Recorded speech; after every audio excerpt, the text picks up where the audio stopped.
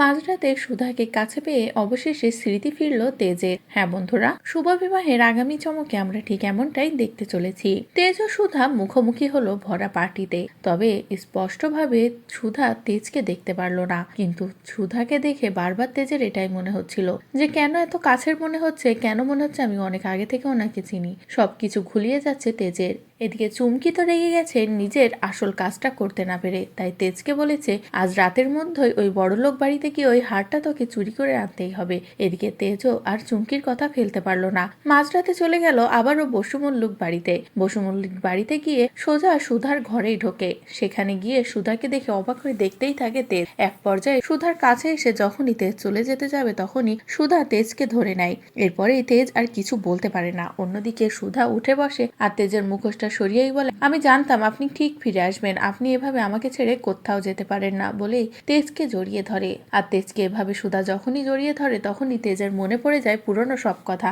মুহূর্তেই স্মৃতি ফিরে আসে তেজের। তারপরে তেজ নিজেও সুধাকে বুকে জড়িয়ে নেয় আর বলে, সুধা আমার সবটা মনে পড়ে গেছে, তুমি আমার ভালোবাসার মানুষ, আমি তোমাকে ছেড়ে আর কোথাও যাব না। তো বন্ধুরা, এবার যদি সত্যি এমনটা হয়, মাঝরাতে সুধার কাছে সেই স্মৃতি ফিরে আসে তেজের, তাহলে সেটা দেখতে তোমাদের ঠিক কেমন লাগবে কমেন্ট করে জানাও। পরবর্তী আপডেট পেতে চ্যানেলটি সাবস্ক্রাইব করো।